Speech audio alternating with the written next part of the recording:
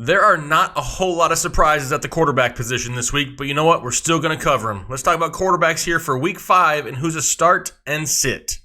What is going on, Headliner Nation? Hey, real quick, have a pretty cool offer for you. Our friends at FanPix are hooking you up with some freebies. If you sign up now for a free FanPix account, you'll get a $25 voucher for select DFS contests. It's quick, easy, free, and no deposit is needed. Just go to fanpix.com/RotoBaller and use the promo code BALLER25 to sign up.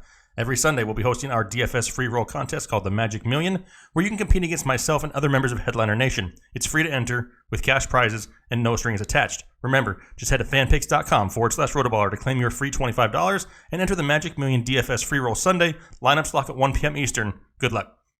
Hey, what's going on, everybody? Jake, Fantasy Headliners. Hopefully everybody's doing well out there in YouTube land. I'm a little behind this week. Real work kind of got in the way, but I'm trying to get these videos out to you guys as quickly as possible. This video, we're talking quarterbacks here for Week 5. Who should we start? Who should we sit? I'm expecting a lot of offense in the NFL this weekend. But before I get into this list, after this video is through, go over to the RotoBaller channel, click the subscribe button. I'll be there on Sunday afternoon from 12 to 1 live answering start-sit questions, giving you last-minute weather updates, injury updates, whatever it is you guys need. We'll be there for you Sunday, 12 p.m. Eastern on the RotoBaller channel. But for now, let's go talk some quarterbacks.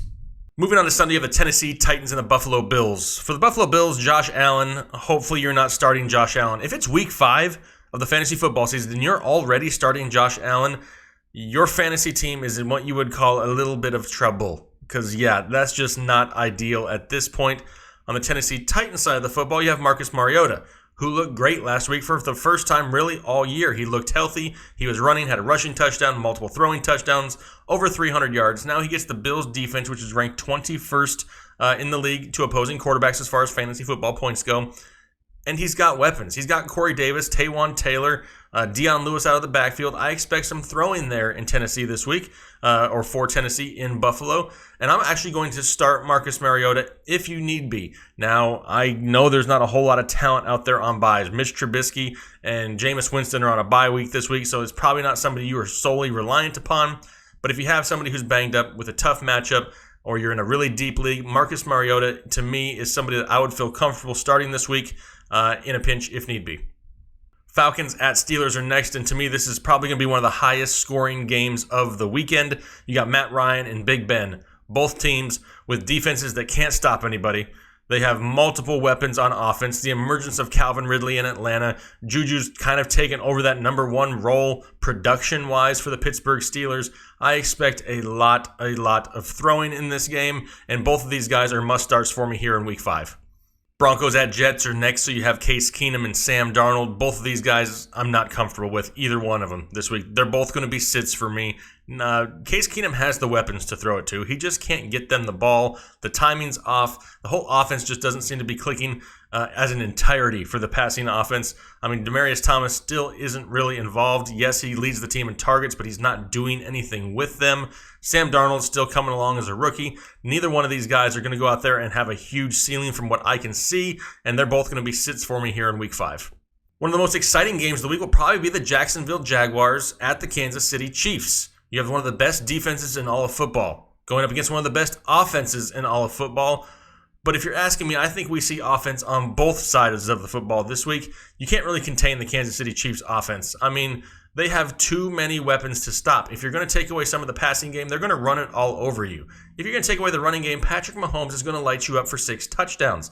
Now, the Jacksonville Jaguars will be the toughest test for Patrick Mahomes that he's ever had, but I'm not going to say it's going to limit him to the point where he's not startable. At this point in his career, his young career, he's almost matchup proof, and you would really hate to sit Patrick Mahomes knowing he could go out there and put you up 50 fantasy points on your bench. I'm not taking that chance, and I'm starting Patrick Mahomes. Blake Bortles is somebody who's kind of surprised people at a few times this year. He's already thrown for over 350 yards twice, multiple touchdowns in multiple games, and now no Leonard Fournette again this week. He's already been ruled out. What does that mean? Typically, that means the Jacksonville Jaguars lean more on the passing game, and they've proven that they can be successful with it. With Dede Westbrook, Keelan Cole, Dante Moncrief, they'll have TJ Yeldon in the backfield, Corey Grant also in the backfield. I can see another good game for Blake Bortles going up against a defense that is below average in Kansas City. We can see a lot of offense here also, and I will start Blake Bortles this week.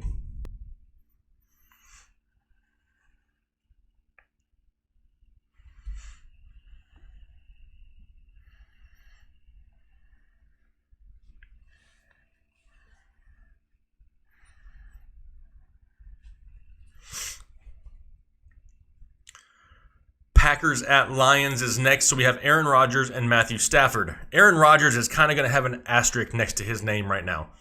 There's a lot of injuries going on with his wide receivers. As of right now, Devontae Adams, Randall Cobb, Geronimo Allison, they're all questionable. They're all injured or coming off injuries, battling injuries, coming back from concussions, whatever it may be.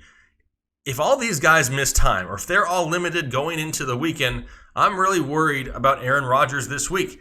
He didn't have the greatest of weeks last week, and he's going up against the 8th-ranked defense in fantasy football, which is weird because it's the Lions and they've looked horrible on defense. But they play decent against the pass. If he's missing these weapons on the outside and he's reliant on more of these rookie wide receivers, the guys with names that are like this long, yes, those guys, he's going to struggle a little bit in Detroit. And if that happens, I will sit Aaron Rodgers this week if he's missing more than one of his weapons on the outside.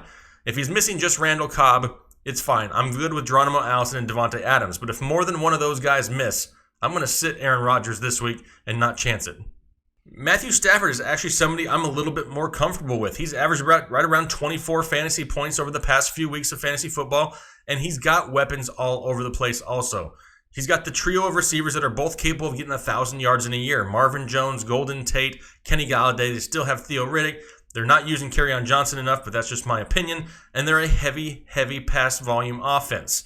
They're going to have to continue to throw this week. It's what they do best. I will start Matthew Stafford up against a Green Bay defense that is just middle of the pack. Right now, they're ranked 15th overall for opposing quarterbacks, and I have no issues starting Matthew Stafford this week.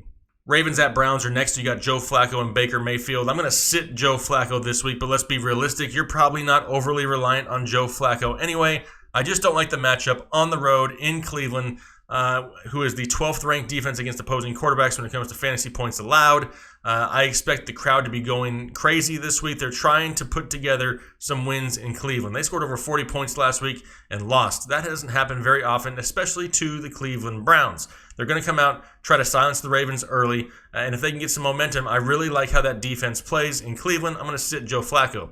On the Cleveland side of the football, you have Baker Mayfield. And yes, I am a Baker Mayfield truther. I think the kid is special. I think he's going to be able to put together a strong second half of the season. Yeah, he'll be at home, which is great.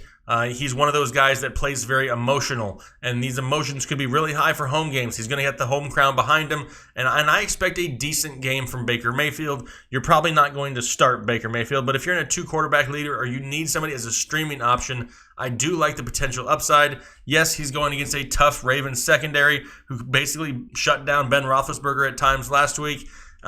He does have some banged-up receivers on the outside, does Baker Mayfield. Jarvis Landry and Antonio Callaway, both questionable throughout the week. Sounds like they're both going to play. But listen, you're probably not going to start Baker Mayfield. But if you want to gamble, Baker Mayfield's your guy. Giants at Panthers are next. So you have Eli. I look like I eat Kranz Manning. Going up against Cam. I wear skinny jeans in my press conferences. Newton. Starting off with Eli Manning, he's just underwhelmed this year. For the amount of weapons he has at his disposal, he hasn't done a whole lot with it. Still hasn't thrown for over 300 yards. Only 4 touchdown passes through 4 games. But at least he's not throwing interceptions. He's only had 1 interception on the year, so at least he's not turning the ball over at an alarming rate. For right now, I'm going to sit Eli Manning. There's too many other good options out there this week. I do think that offense tends to put it together here towards the end of the season, but for right now, he's staying on the bench or on the waiver wire. On the Panthers side of the football, you have Cam Newton. You're pretty much going to start him every week. He is somebody who's somewhat matchup proof here for fantasy football just because of the rushing upside that he has that he uses on a weekly basis. He's not turning the ball over a whole lot, has 1 interception on the year, 5 touchdown passes, hasn't thrown it a whole lot. He's gone over 300 yards once. They're coming off the bye, though. I'm liking the matchup for Cam Newton this week. It is a tougher secondary there for the Giants. They're the 11th ranked defense against opposing quarterbacks, but with that rushing upside, I'm starting Cam Newton. Dolphins at Bengals are next, so we'll start off with the Dolphins side of the football. Typically, whoever you have playing the Bengals, you more than likely want to have the opposing offense because the defense in Cincinnati is just not that good. Ryan Tannehill, though, is not exactly one of these all-pro must-start quarterbacks either. He did start off the season hot. He had 7 touchdowns in his first 3 games. Came out last week, had 100 yards passing with a fumble and an interception. Just not one of those things you want to see from a consistency basis. That's a really low floor for a quarterback. He scored 0 points last week for fantasy football.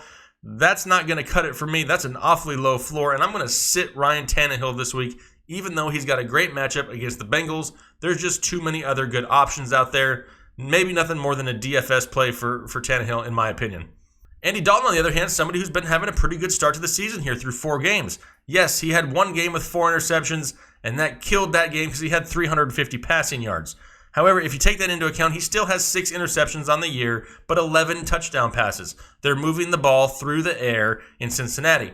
It looks like Joe Mixon's coming back this week, and if he does, that'll open up the run game, which then in turn gives more single coverage to those receivers on the outside. And I'm going to go ahead and start Andy Dalton this week, even though that secondary for Miami is a little bit underrated. I like the chances with Andy Dalton. I think he's a safe play here for Week 5.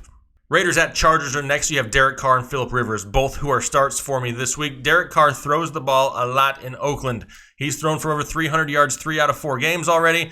He's got one game with 4 touchdown passes, which was last week. Before that, only 2 touchdown passes through 3 games, but I'm looking for that offense to start to open things up. It looks like Jordy Nelson's starting to be more and more involved, and that bodes well for one Derek Carr. Phillip Rivers on the other side is a definite must start for me this week. Also, he's got 11 touchdown passes through 4 games, only 2 interceptions, plenty of weapons to throw to. Melvin Gordon's involved in the passing game. Austin Eckler's involved in the passing game. You got Mike Williams, Keenan Allen, and a poor or below average secondary in Oakland. Everything looks good for Phillip Rivers, and he's a start for me this week also. In what could be the most exciting matchup of the week, the highlight, should we call them the headliners of the week? Josh Rosen against CJ Beathard. Yeah, exactly. Pass. Moving on. Vikings at Eagles is next, and in the preseason, we thought this would be one of those defensive matchups. One of those hard-hitting matchups with low scoring, not a lot of output. What happened? The first 4 weeks of the season happened, and now, all of a sudden, this looks like a game that could be heavy on the offensive side of the football. You have Kirk Cousins absolutely tearing it up with Diggs and Thielen. He's also got Kyle Rudolph in there. The run game has been struggling. They've been reliant on the throw. That bodes good for Kirk Cousins in this game because the Philadelphia Eagles are a lot stronger against the run than they are the pass. I'm definitely starting Kirk Cousins this week. Carson Wentz, on the other hand, getting the Vikings defense, who's just letting everybody and their mother score against them here lately. And now he has Alshon Jeffrey back, who's been on the injury report this week. Sounds like he's going to be okay. But with Jeffrey, Aguilar, they still have Jordan Matthews there, Zach Ertz. There's plenty of options for Carson Wentz. He's also going to be a start for me this week, and I look for a lot of offense right here. Rams at Seahawks is next. So you have Jared Goff and Russell Wilson. Now, Jared Goff to me is almost to the point where he's a must start every single week. That offense looks hands down one of the tops in the league, probably only second to the Kansas City Chiefs, and even that debate can be made which team is better. Plenty of weapons, solid run game, great offensive line. Jared Goff is going to be a start for me here, probably with the remainder of the season. Russell Wilson, on the other hand, for the Seattle Seahawks, I have a feeling he's running for his life this weekend. I do not like this matchup at all. I know Doug Baldwin is back, which helps his potential for games, but he hasn't thrown for over 200 yards in the last 2 weeks. Like, that offensive line is just horrible. I don't like this matchup at all for Russell Wilson, and I'm actually going to sit Russell Wilson this week in hopes that in the coming weeks, this offense can come back together with Doug Baldwin. Hopefully they can establish a solid starting running back, whoever that may be at this point, and move forward. But for right now, week 5, I'm going to sit Russell Wilson. Cowboys at Texans is next, so the battle for Texas is going to be happening this weekend, and Dak Prescott is somebody who I'm going to avoid right now. I don't think that's a big shock to a lot of people. You saw it last week with Zeke Elliott. They're going to start relying on Zeke a lot. They can't figure out the passing game as of yet, and until they do, it's going to be more running, more short passes, and I'm going to be sitting Dak Prescott here until they can start moving the ball deeper down the field. Deshaun Watson, on the other hand, is a definite start for me this week. Yes, that offensive line is horrible, and yes, the pass rush of the Dallas Cowboys is pretty dang good. But I'm still going to start Deshaun Watson. They can't get the run game going in Houston because of that offensive line, which leads to more passing all throughout the game. If there's any concern about Deshaun Watson, it's that all 3 of his wide receivers right now have a questionable tag.